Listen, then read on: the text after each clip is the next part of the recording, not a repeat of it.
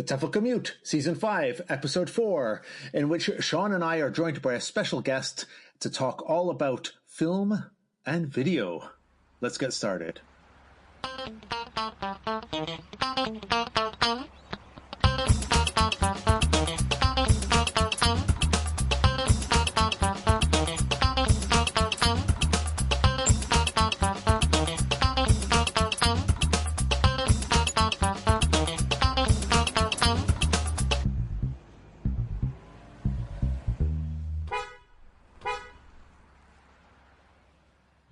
Hi, Lindsay. Hey, Sean, how's it going? I'm all right. How are you? Good. Excited for today's episode. Yeah, I am as well. Before we get stuck into it, though, I think we should mention a couple of people who've taken their time to reply to us on Facebook of late. First of all, Thank you. Yeah. Well, I think Zdeněk Lukáš from the Czech Republic, who seems to be a bigger board game geek than us. He keeps. We've got an open invite to play board games if we're ever in Prague or when we're next in Prague. We'll definitely take that up. Thank you for joining in that one. And Lawrence Whiteside, I think it was, who commented on who gave us a difference between an online and a printed dictionary. As in, he can make notes in a printed dictionary, but he can't in an online dictionary, which I thought was something we probably did overlook when we were having our discussion. That's also true. Well, thank you very much to both of those people who commented and took the time. Okay, should we crack on with today's episode then? All right, cool. Today's episode, we wanted to do something. A few seasons ago, a bunch of us got together and watched Dead Poet Society. And then we had a roundtable discussion about it. And it made us think that we wanted to do more on the whole topic of film and video. And so we've been researching and wanting to do this episode for a while. And we were lucky enough to be able to invite as a guest on the show, who better to talk about it than someone who knows an awful lot about film and video, Ben Goldstein, who's the author of... Thank you. But Ben is, in addition to being a course book writer, is also the author of two very well-known books for teachers in the Cambridge Handbook series. One is called Working with Images, and the other one, more of a concern to us today, is Language Learning with Digital Video, which he co-authored with Paul Driver, and which won the English Speaking Union Award last year, was it, Ben? Yeah, well, it was last November last year, I guess. Mm-hmm. Last year, as well as being nominated for all the other awards. So welcome to the show, Ben. Thanks for joining us. Thanks very much, Lindsay. Thanks, John. It's a pleasure to be here. No, thank you for joining us. I've got a question to begin with. It was just purely because I don't know if you saw last week on the internet. There were lots of things about words that have gone out of use, and one of the words that we're talking about film, video, and images and all those same things. So one of the words that's gone out of use is cassette. So do you still talk about cassette? The reason I ask is because I still tape a movie, even though I've got a high digital recorder book. I still say, I need to remember to tape a movie, and which is a kind of cassette related thing. So do you still say cassette? I think, well, I'm not sure I still refer to them, but I've still got plenty of them, sort of collecting dust under my bed or whatever around the house. But yeah, that's interesting. The whole thing of tape and cassette, how that's people still refer to recording in that way. But we need the icons to change as well, don't we? The little floppy disk is still the icon in. Lindsay, are you a cassette man? No, I recently did ditch a whole bunch of video cassettes. We got rid of a whole bunch of VHS video cassettes, and I don't suppose I say it that much, but I do say record, even though things like I've got an episode recorded when I'm really like it's going to be streamed now, so I kind of still get a bit confused with that terminology. It's funny though, isn't it? It's kind of how this has influenced language. It's like I think, we've got Ben here, haven't we? Because when I first saw Ben talk about films and images, he was talking about the history of that in ELT, which is obviously something you know a lot about. I guess the word cassette fits into that in a reflection of how things have changed in how we use film and video in language teaching anyway. Yeah, absolutely. I mean, those are the first VHS cassettes I used were the first sort of publisher-made ones. I think it was Grapevine was the first series that I used, published by Oxford, and that was very typical of the genre at the time, which was these very I don't know how many of the listeners will remember Grapevine. Of course, you have to be of a certain age to remember those series. But they were these kind of comedy sketches, weren't they? That's right. Very professionally directed. I actually did a bit of research. They were made by Peter and Karen Viney. Well, that was the idea behind them, the concept. But they were directed, actually, by a guy called Bob Spears, who used to direct things like 40 Towers and Dad's Army and stuff like, So it was, wow. Okay. Yeah. And that said it all, I think. That says it all for how ELT video was perceived at the time. We're talking early 90s, aren't we? Or late 80s, early 90s, when I first started teaching, in fact. And it really was kind of the comedy, the comic sketch kind of idea. Dennis Cook comes to mind. I don't know if you remember him, Sean. A day in the life of Dennis Cook, I think is... Well, let's see if we... Hold on. Do we have, Sean, a little clip of that? I think we could probably find a little bit of it. Hang on. A day in the life of Dennis Cook. Dennis Cook lives at 23 Primrose Avenue. Dennis is 37 and he's married. His wife Tricia is 34. Dennis usually wakes up at 7 o'clock. So it's funny, actually, you just said A Day in the Life of Dennis Cook is the same, because obviously in the Grapevine videos it was the same kind of ensemble cast changing around. But when you mentioned it was directed by Ben Spears, because there's also the episode, I think it's called Chips with Everything, which is actually very Manuel-like, thinking of the Faulty Towers. Exactly, absolutely. I remember the waiter who, and he was just kind of filthy and put this vase of flowers on the table, kind of like, and everything was off, wasn't it? On the menu, it was just chips. Yeah. That was all that was available. Steaks off. We haven't got any. All right, could we have 2 chicken, please? Chicken's off. I see. Have you got any fish? What have you got? Egg and chips, hot dog and chips, sausage and chips, hamburger and chips, spaghetti and chips, bolognese. Hey, here's another question, Ben. You're talking about a history of video in ELT, so obviously we're talking here about cassettes. But were there ELT videos like before, like in reel-to-reel film things? Do you think, or did you find any? I think there must have been, but I hadn't. I tracked. There was the BBC series Follow Me. That was also a video. That was pre Grapevine and Dennis Cook and all that kind of thing. And I think that was the mid '80s.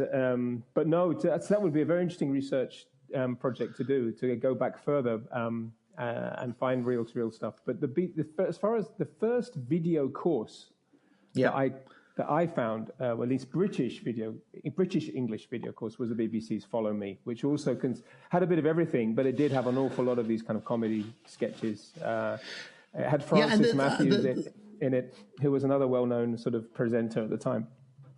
And the style of these videos were very much, you're right, they're very much a comedy sketch and a sort of the British 1970s, 1980s. It reminds me of kind of things like the Two Ronnies and other, or the Goon Show, or maybe not as crazy as that, but even like the same kind of style as Monty Python, kind of like little clips, all from different, you might be 2 people talking in a shop, and then the next clip would be something else.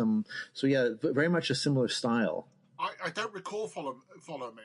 I'm sat here with my other computer, and it says Follow Me has been viewed by over 100 million people.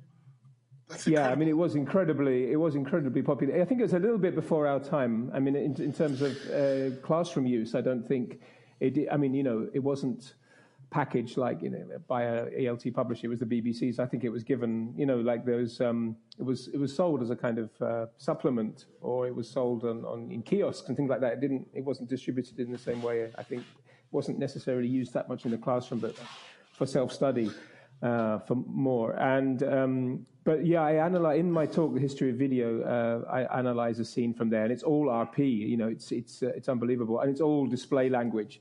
So the only focus the only purpose really for watching the video is to practice this language which these actors are modelling rather artificially. I'm laughing because I can see the episode list And there are 60 episodes, and I think episode 9 is something we need to practice. So episode 9 is called "Have You Got Any Wine?" Yeah, oh God, no, it's fantastic in that respect. I mean, they're drinking and smoking all the time. There's a lot of sexual innuendo. You know, it's a lot of it. It's really hardcore. It's hardcore. No, there would be no way that you'd get that through, sort of the filters today. I guess. Can you imagine that? Hang on. Let's see if I can play a clip in. Hang on. Oh yes, he's gone to the cinema. Oh, yes. He's at the cinema. Where's John? He's not at home. He's not at home. So I wonder if there was a change, wasn't there, Ben? That we had these videos like that were written especially for ELT. So you've got things like the Grapevine Dennis Cook, the Follow Me, and other courses would have done their own ones writing the material. But there then begins to come a switch, doesn't there, when publishers start wanting to go for authentic video. So everything like gaining access to big video archives from different channels back, like their back catalog and stuff. When does that start happening? And is that the world we're in now? Do you think that their publishers are still making their own videos, or is it more now all just authentic?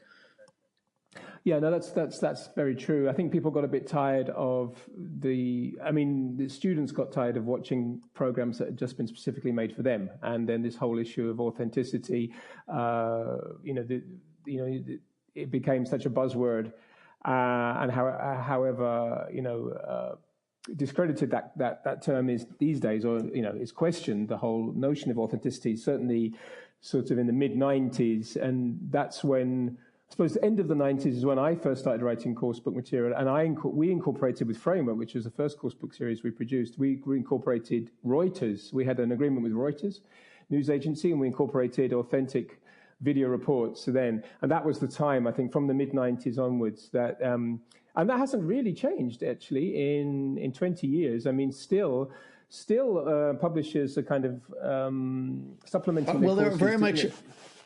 From a writer's point of view, they seem to be very much in thrall to a source of authentic video, because that would be the big deal. So, for example, it doesn't mean that I'm not criticizing these or anything, but for example, the National Geographic, was all about the Cengage Publishing, was all about the Nat Geo, and then their recent one was all about getting their hands on the TED Talks. So the video leads everything else, which is what is interesting about those other videos before, was that the language or the course or whatever led and the video followed. But I see it's another difference as well, though. I mean, like when we go back to those Grapevine videos, which I know we talk about authenticity, but I would watch those videos for pleasure because they were funny. But that's by the by. Those were almost like they were video courses, where nowadays isn't video just being part of the normal course book rather than being the supplement, and so it's used in a very different way.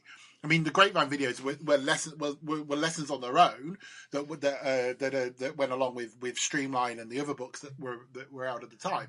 Whereas now you're talking about the video being part of the actual course, because we've gone to this kind of more multimodality level, haven't we?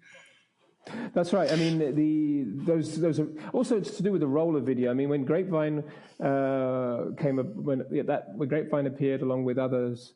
It was very much seen as light entertainment. This was something that was funny. It's something you did on a Friday afternoon. And it was not integrated. It was associated with television, watching telly, and so it wasn't integrated, as you say, Sean, into your course book material. You put your course book away and you watched a silly video. And although publishers are attempting to integrate, whether it's Discovery on Nat Geo or TED Talks. I still think, talking to teachers, in different countries, which I do about video quite often, and I still think they don't truly see it as integrated into. It's still like an extra for them. Okay. And it's like everybody can put the books away. Yeah. Yeah, and I think that may be to do with the fact that in some countries, some classes around the world, it isn't that easy. I've just been to Morocco for work for it, and I asked for a show of hands with teachers there, and it was only a small percentage, and these were secondary and adult teachers, in adult and secondary segment, and they. Not all of them by any means could use video on a daily basis, let alone on a weekly basis. And so I think I think the publishers are reluctant to completely integrate video into the sort of main body of a course book or series because simply because many teachers can't actually take advantage of that resource. Yeah, that's always been an issue. I just find it. This is one of these things about the way we talk about video. They've gone from being. I don't know if I actually preferred it when it was seen as the kind of like the Friday afternoon entertainment because the videos were funny. And these days we've got very serious things like TED Talks, Reuters, and all that. Terribly earnest videos. That was the problem as well.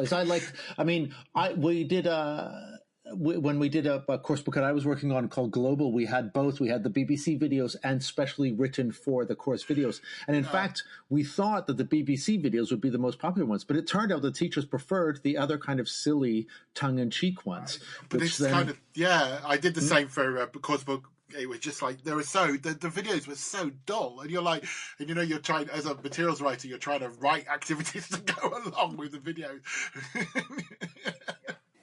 I think it's a very interesting point you make there, Lindsay, because I think that and students kind of recognize they have a more authentic response, to the publisher-made videos, the Vox Pop style, than those kind of the authentic videos made by Nat Geo or BBC or whatever, and that's why the Vox Pop has survived I think that genre.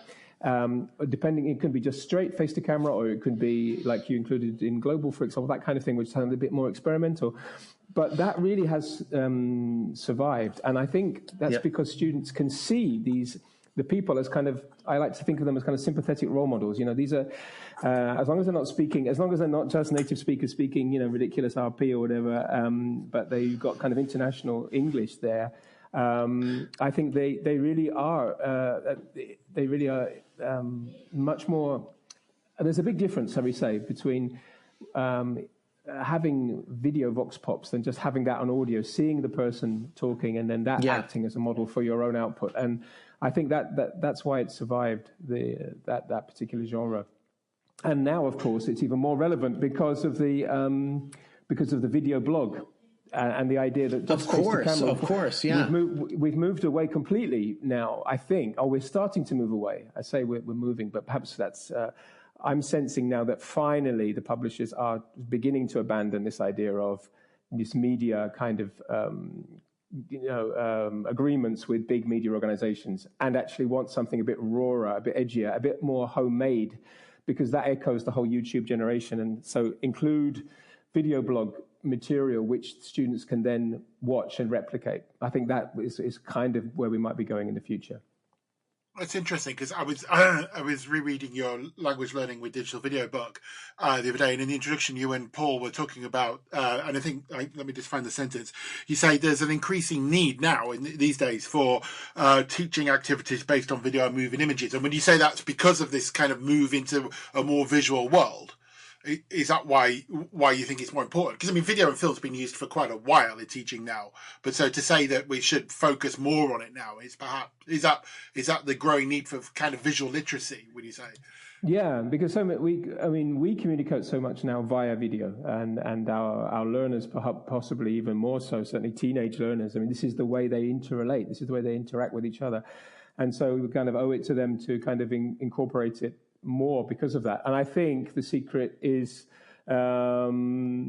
is by exploiting these kind of new genres, these new kind of YouTube video blog genres, of which are appearing all the time, and which students respond to very well often as models for their own videos. That provides the link between. You spoke about visual literacy, Sean, but that provides the link between exploiting video and creating video. When we started writing that book, we thought it was going to be 70% exploiting video and 30% creating video. And then by the end of the writing process, it was more or less 50-50, as we kind of, well, both of us, I think, sensed that the creating part was going to become more and more important. We'll pick that up in a moment. Yeah. Let's take a quick break now. When we come back, I think I'd like to talk about another issue that Ben has addressed in his talks before that we found fascinating, which was the role of teachers, or in as portrayed in Hollywood and in film. So we'll be right back with that. Hello, chaps. Hey, how's it going, James? Who let him have a mic again? Yeah, here I am. I just thought I'd pop in and say hi in the middle of the episode. I was wondering if you've heard about a thing called Tripod. Isn't that something I heard about it on another podcast? It's like where people recommend things to listen to. Is that right? Yeah, I think I've seen it on Twitter. Is that where it is? Yeah, so basically it's the podcast community coming together to recommend podcasts to each other, to their listeners, because, there's a lot of, we love podcasts, right? So, but there's a lot of people out there who don't really know a lot about podcasting. So the idea is that we can try and recommend some podcasts, and hopefully people can recommend some to people they know as well. So I thought it would be a nice idea, as we're such big podcast fans, for us to find out podcasts that you would recommend to our listeners. Alternatively, sure. Isn't this where we just grab people's devices and make them and subscribe them to TEFL Commute? So well, of course, they're forced to listen to it. That's the best thing our listeners could do. But yes, but maybe you could recommend something for our listeners. So, Lindsay, is there a podcast you'd like to recommend? Oh wow, there are so many. Let me see. I think one of the podcasts that I listened to recently that I really enjoyed was a fictional podcast. It was a podcast play called Life After, and it was a thriller in 10 episodes about a guy at the FBI called Ross, and he spends his days sort of talking online via his headset with his wife Charlie, who died 8 months ago. I won't say anything more about it because it's fascinating. It's really well acted, great sound production, nice kind of bite-sized 45-minute episodes, perfect for going to and from work. I know it's not an English language teaching related one, but it really had me hooked from beginning to end, and I thought it was something interesting done with the medium that I hadn't heard before. So that's my recommendation, Tripod. Life After by GE Podcast Theatre and Panoply. Okay, great recommendation. Thanks, Lizzie. What about you, Sean? Well, that's really great because I love audio. I really like this fact that the audio podcasts are developing in this kind of play way rather than like conversations with us. However, like Lindsay, I listen to like you, I listen to so many. It's really difficult. So what I thought I would do is go and try and champion two. And I said two that are probably deserve promoting, because I think they do what we do. We do this as like our hobby and as a bit of fun and hope that people listen. So I'm going to stay with VLT. I happen to be teaching somebody on one of my online courses at the moment, a teacher. And in the introduction, we both kind of said, we both do podcasts. And I found out that Martin Johnson, who, as I say, is on one of my development courses, makes a podcast called Rock and Roll English, which is for students. And I mean, given, I don't know where he finds the time, knowing how much time we put into Commute to do it, but he's got 17 episodes, and they're like discussion episodes, but he creates material for the students to listen to. The whole idea is for students to download and listen to them and improve their English, and I just really like the effort that's been put into it. The website's great, the podcast is really quite interesting, some interesting episodes, and it's a free little resource. So that's one I'm recommending, and the second one is a completely different one. What I also like in podcasts is music, as I like funky house and that kind of stuff, and chill out house. And an old teacher training colleague and friend of mine years ago called Tim Hazel, who lives in Poland. He is quite a well-known DJ around these parts, and he's I think if I remember rightly, he's called DJ Hayes, and on SoundCloud you can find his mixes as podcasts. So they're my two. You weren't expecting that one, were you? Was not indeed, but very nice. No. Yeah, what a nice, interesting collection of different types of podcasts, which shows people the range of podcasts that are available, right? What about you, James? Do you have one? Yeah, actually, I'm going to mention a podcast called Short Films Teachers Love. I think that's a really interesting podcast that our listeners would enjoy. Really? Yeah, There's a podcast I listen to, so I'm just trying to think why you might recommend it. Indeed. Well, I was also asking myself the question, Sean, do you think it could be because James featured on this podcast? I suspect that's why he's getting a little mention, yes. But tell us about it anyway. Yes. Richard Lee is a producer in Australia, and he's just come back for season 2 of the podcast. And as it happens, I am the guest on the first episode of the new season. But he talks about talks to different teachers around the world, not just English language teachers, but teachers of all kinds of subjects, about short films they like to use in the classroom. So if you listen to my episode, you can hear 3 of my recommendations. And then there are lots of back episodes where you can go and find out more short films that you'll find useful. And it's a really well-produced podcast. It's really, I tell good. you what, I mean, I know how much you fascinate yourself about sound when you're putting our podcast together, but the sound, what he does on his is really interesting. I think we listen to podcasts both for enjoyment and to see how other people make their podcasts, and I really like the quality of it on his podcast. And I think it ties nicely into this episode as well, our TEFL Commute episode. Absolutely. Of course, it's not a coincidence, right? It's all planned out, Sean. It's all planned out. Ah, the master plan. See why you're the producer, eh, James? Excellent. Right, shall we get back to the podcast? Yeah, let's go back to it. Tripod, everybody. Okay, welcome back, everybody. This is the TEFL Commute, a podcast for language teachers that's not about language teaching, but the subject will come up always. And we're joined today, Sean and I are joined today by Ben Goldstein, and we've been talking about video. We went down memory lane and talked a lot about videos that were written for language courses versus authentic videos that are used in language courses. But I wanted to switch over to another topic that I know Ben knows quite a bit about. I mentioned at the top of the show that we had done an entire episode on rewatching Dead Poets Society 20 years after it had been released, to see if it still held up. And Dead Poets Society is one of like the uber films of the English teacher in popular culture. But Ben, you've spoken about numerous other cultural images for English teacher or teachers in general. I wonder if you can tell us a little bit about what the stereotypes or common tropes are of teachers and particularly English teachers maybe in films, if we could talk about that a bit. Yeah, sure. I mean, I think John Keating, as you said, in Dead Poets Society is the most quoted teacher of all time, cinematic teacher of all time. You know, the Captain, my Captain, and what will your verse be, etc., etc. And as I said, as you said, you've spoken about this, but I think it is really important because he, as a figure, he really does establish this very kind of charismatic screen teacher. There's another film which is almost a kind of a copy, but from the female teacher's point of view. I don't know if you've seen Julia Roberts in Mona Lisa's Smile, but it's no, I've heard of it. Or not. No, see, nobody. Yeah, it does. Nobody, Sean, do you know it? I know the film. I've never seen it, but I know what the film is. Yeah, I'll see if we can find a clip. Today, you just listen. What will the future scholars see when they study us? A portrait of women today?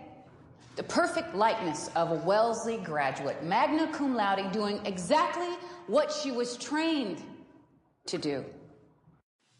It's interesting to compare them because they're virtually identical. They're both set in these very privileged environments in the 1950s. The students are highly conservative, very spoiled, and the teachers are kind of trying to do something different, trying to sort of rebel against the system, against the curriculum, and so on.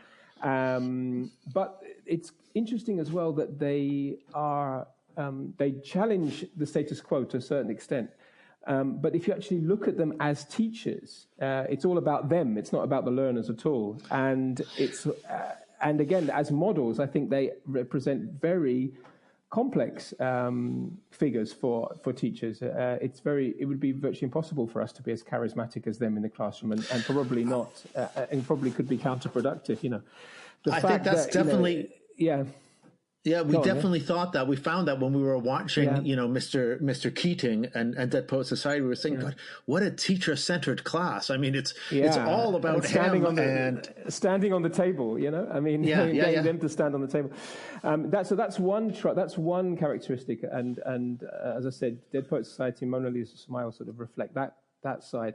The other sort of characteristic of screen teachers is sort of the Sidney Poitier Interso with Love, which I don't know if that's a film. I mean, that's from the 1960s, and that's if you dig a bit deeper in those kinds of, if you sort of analyze it, critique a little bit those figures.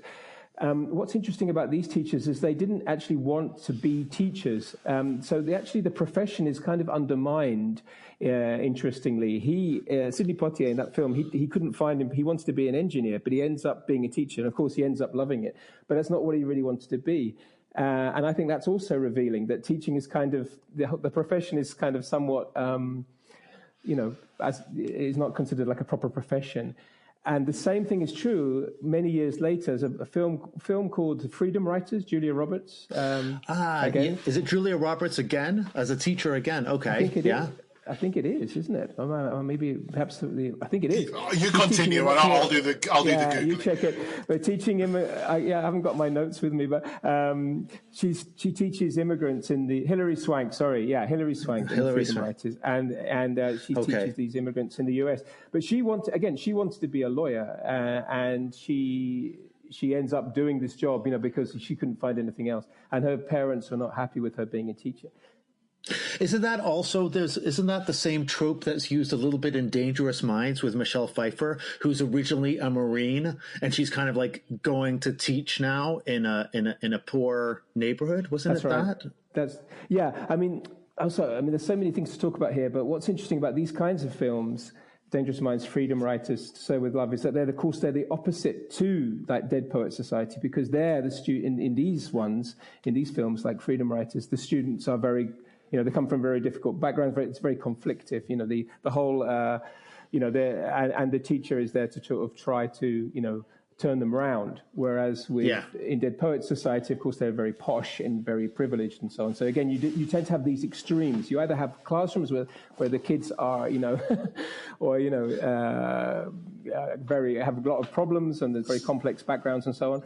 Or you have these very privileged kids, and nothing's very lifelike. I mean, nothing is really like. It's always pushed to an extreme. But I guess both. But it's like the Hollywood element. It's got to be pushed to an extreme. I guess so. Because And also the teacher is always the protagonist who saves everybody. It's like a very individualist, great man, great woman kind of, thanks to that one teacher who's turned their lives around. But there is a couple of things in what you said there. There's a couple of elements. You did say, that people fall into teaching and teaching not being taken seriously. That's two things that are often thrown at the private language part of English language teaching, isn't it? I fell into teaching by accident, really, and I think many of us have. So there is a similarity there.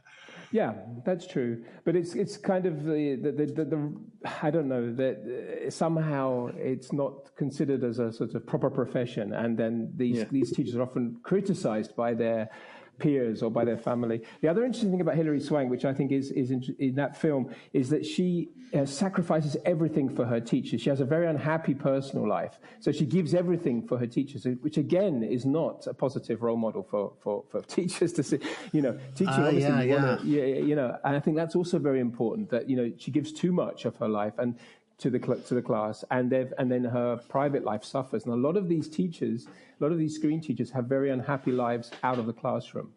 That's true. Doesn't John Keating, isn't he separated or something? Or even Good Will Hunting, where he kind of reprises the teacher role, Robin Williams. He's also suffering, like his wife has died, and he's sort of deeply unhappy. I hadn't thought of that trope as like the unhappy personal life teacher.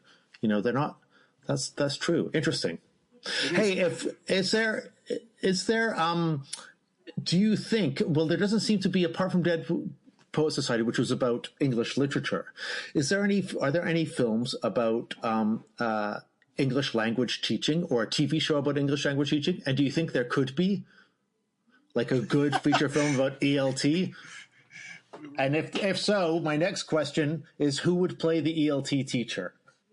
Ah, well, that's a well. I will say one thing, that I haven't found any English. Well, not that I can think of a very good example. There is a wonderful example, though, a great film about a French language teacher. I don't know if either of you have seen well, I think it's called in French. Excuse my pronunciation. In the Entre les Murs. Entre les Murs. Yes, I haven't seen it, but I've heard of it. Yeah. Oh, it's a wonderful film. I mean, if you want to see a positive, I think an excellent model as a language teacher, it's in that film. There's actually a wonderful. Basically, it's different. It's different kind of context because it's a French teacher in inner city Paris teaching immigrants. So it's their second language in many cases, and. But it really is a kind of close-up analysis of what the day-to-day routine of being in a classroom is.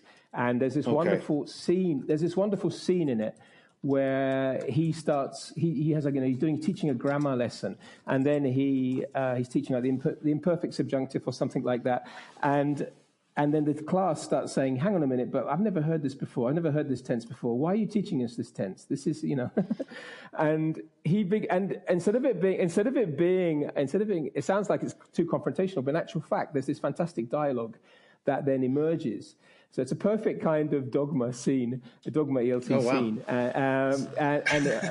and they start talking, and he starts sort of, having this dialogue about language. I mean, there's nothing better in a language classroom, is there, than having students a real authentic dialogue about language. Yeah. And so of all the films you've mentioned, Ben, which is the one that I should download from iTunes tonight and have a little watch of? Which is the first one I should start with? That one. I mean, that's fantastic. I think it's called The Class. I think they just translated it as The Class in the class. Right. Class in English, but Entre les Murs in French. Okay, let's just take a quick break and then we'll come back for our final segment. Producer James here with a quick message to say thank you for listening to the podcast. If you'd like to show your support for the show, then you can help us in just a minute and it won't cost you a thing. Think of a friend or colleague you know, someone who you think would enjoy listening to the program, and send them an email or a message to let them know about us. With your help, we can reach even more teachers. Okay, on with the show. So we're back after the break. Just before the break, we were talking about whether there should be whether there could be an English language teaching TV show.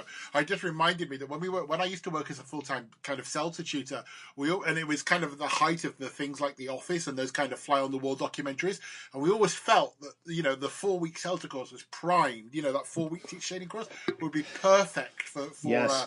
a fly-in-the-wall kind of documentary program to actually show what things. Oh, totally. That's Luke Meddings used to call that course the Beers and Tears course, and definitely you get all the good-looking young Americans there over learning to be teachers in London or something like that, or Barcelona. There's a soap opera. There's a soap opera in every CELTA classroom. Oh gosh, yeah. Or have one in Brazil. Yeah, that would be awesome. We posed the question of who would we get to play the ELT teacher, but I think that might take us into slightly dangerous ground. So we'll leave that one open for listeners to comment on. I would just like to go back to something that we talked about at the beginning of kind of in the first segment of the podcast, and then we'll bring it to an end, because I'm fascinated by the discussion. I'm sure we could keep it going for ages.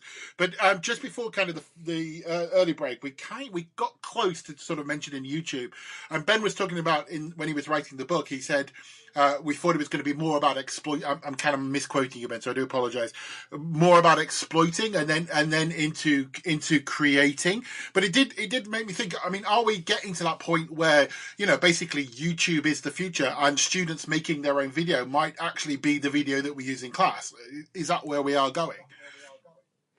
I would like to think so. I mean, and I'm working with different publishers and on video components. I have been for years, and I can even sense that the editors kind of are beginning to see this kind of sea change taking place. And I think the problem is that still for the published material, they in order to kind of sell it in terms of marketing, they need some kind of logo to stick on the Right. and this means therefore that there's still some light. I was thinking about what I said earlier, whether they kind of these tie-ins with media groups, whether it's going to end or not, or whether we're going to go for publishers actually packaging courses with more, let's say, YouTube style videos. But I do think that what's interesting, you mentioned visual literacy before, and I think actually I don't really see much sense in teaching visual literacy, but it's part of a language course. I think our learners are actually very visually literate, or most of them are very visually literate anyway. It's just tapping into the visual literacy that they possess already, if you see what I mean, by kind of showing these kind of new genres. For want of video blog, for want of a better category, I think that kind of sums up these different kinds of face-to-camera video blog genres are everywhere, and there are new ones being created all the time. And just showing that kind of material to learners, and then saying, okay, now it's your turn, you do yours. I just think that has to make sense pedagogically. I don't know if you agree, but that seems to me the way we should be going forward. Oh, completely. Yeah, no. I think one of the most powerful things, I remember speaking to a student, a guy I know in Mexico. He's a business guy, and he went and did an English course. And he said one of the most powerful things he'd ever seen in his life was at the beginning of his course, they sat him down and they recorded him. They videoed him answering a series of questions and talking about things in English. And at the end of the course, they did the same thing. They videoed him again, same question, same topic. And then they made him watch both to see where he might have done better or worse or improved or not. And he said it was the most powerful, like tangible learning thing. Like it felt visible, like what was going on. Really good. That's really interesting. That reminds me of that's a very interesting little anecdote. It reminds me of something I used to do in class with kind of celebrities, but the celebrities who were not known for language learning, but people like, I was thinking about footballers, Fernando Torres, who and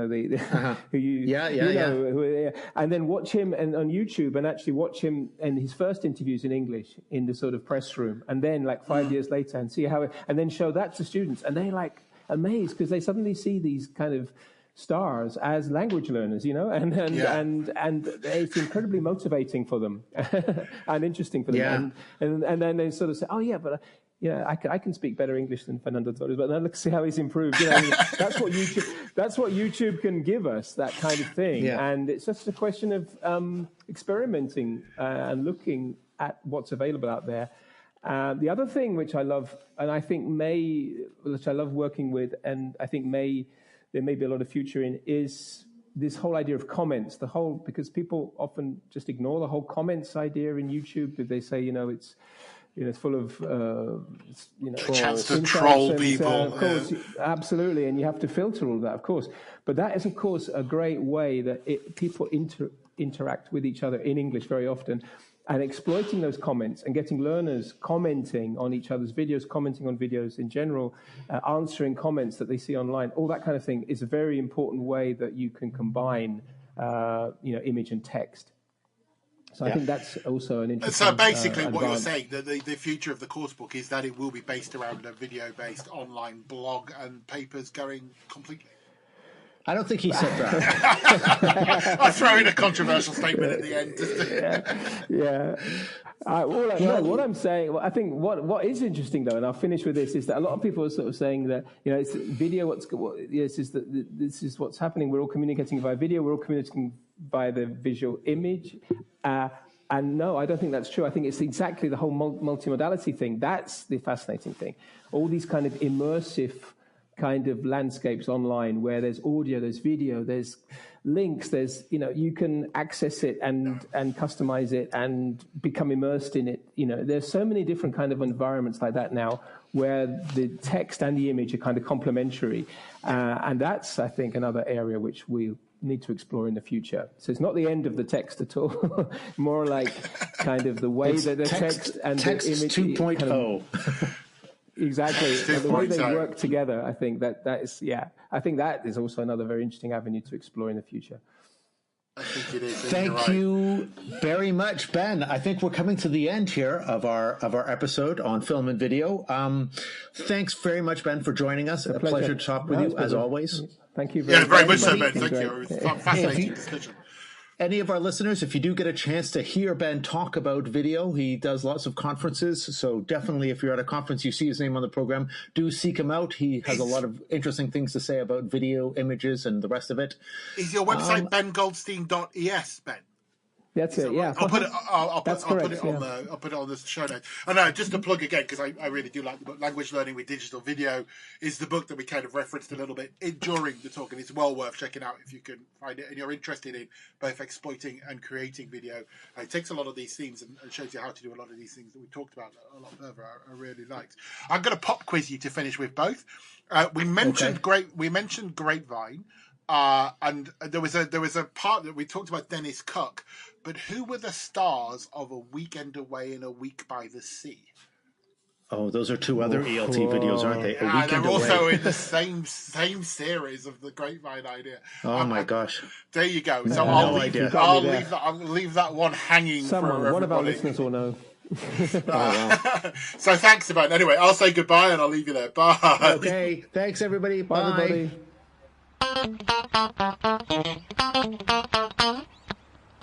As your commute is coming to an end, here's an idea you can take into your class.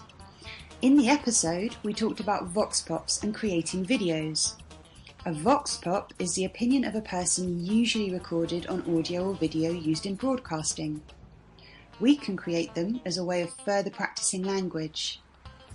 Draw up a list of questions that the students could talk about. Questions beginning with what, why and how work best. For example, why do you like learning English? What's the best thing about your town, city? Go into class, put the students into small groups and give them the questions. Ask them to speak together answering the questions. They should try and give their answers for a minute. This acts as rehearsal time.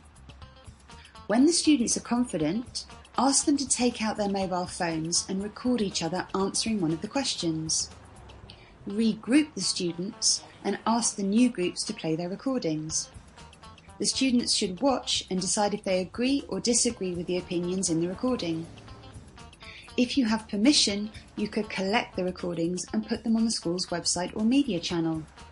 You could also repeat the activity later in the course so that the students can compare their recordings and see how much they've improved.